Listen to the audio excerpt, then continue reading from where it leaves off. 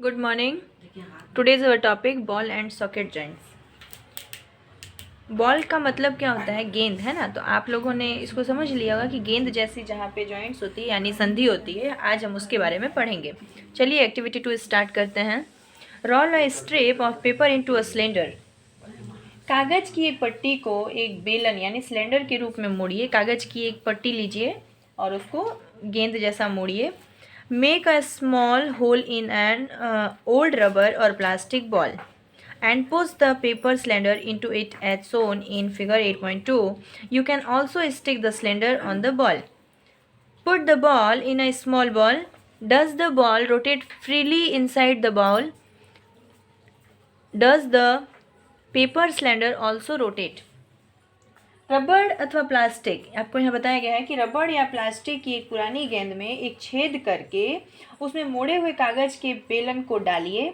जैसा कि 8.2 में आप देख रहे हैं, आप कागज के बेलन को गेंद पर चिपका भी सकते हैं।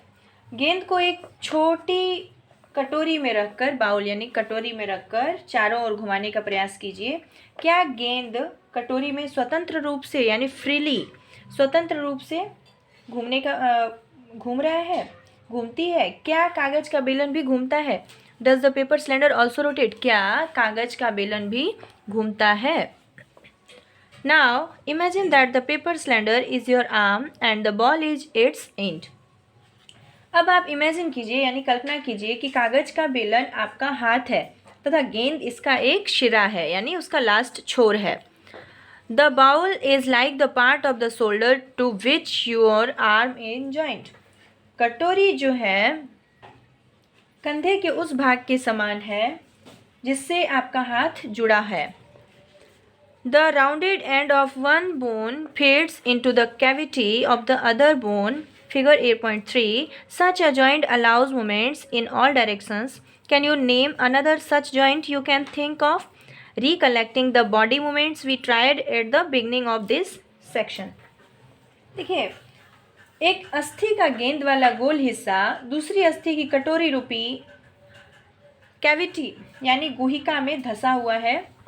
इस प्रकार, जैसा कि आप 8.3 में देख रहे हैं, यहाँ पे ये धंसा हुआ है।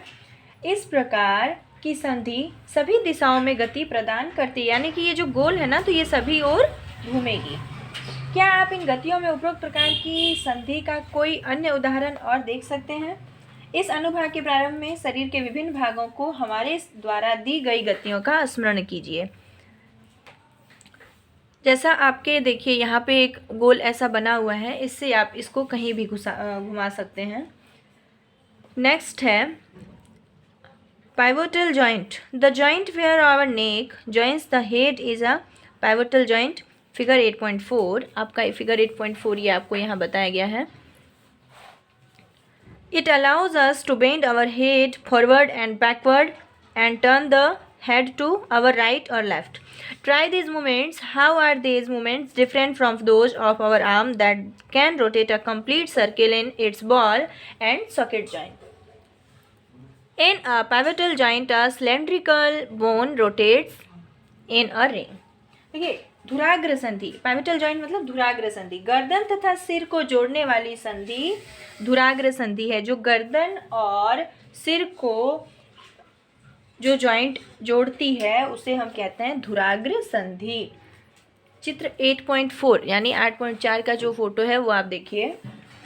इसके द्वारा सिर को आगे पीछे या दाएं एवं बाएं घुमा सकते हैं। इसी के कारण हमारा सिर जो है आगे पीछे दाएं बाएं घूमता है। इन गतियों को करने का प्रयास कीजिए। यह गति हमारे हाथ की उस गति से किस प्रकार भिन्न है जिसमें कंदुकखलिका संधि यानी बॉल वाली जो हमने पढ़ी थी, बॉल एंड सॉकेट जॉइंट्स वाले पढ़े थे, उसमें खलिका संधि द्वारा हाथ को पूर्णतः वृत्ताकार रूप यानी कि सर्किल टाइप में घुमा सकते हैं। धुराग्र संधि में बेलनाकार अस्थि एक छल्ले में घूमती है। नेक्स्ट है hinge joints. Hinge, open and close a door a few times. Observe the hinges of the door carefully. They allow the door to move back and forth. घर के किसी दरवाजे को हिंज संधि में क्या होगा, देखिए घर के किसी दरवाजे को बार बार खोलिए और बंद कीजिए। इसके कब्जों को ध्यानपूर्वक देखिए, जहाँ पे जॉइंट्स हैं उसको अपने केयरफुली देखना है। यह दरवाजे को आगे और पीछे की ओर खुलने देता है, यानी उसी के लिए हम दरवाजे को आगे और पीछे आराम से घुमा सकते हैं। तो इसके नेक्स्ट एक्टिविटी जो है वो हम नेक्स्ट क्लास में पढ़ेंगे।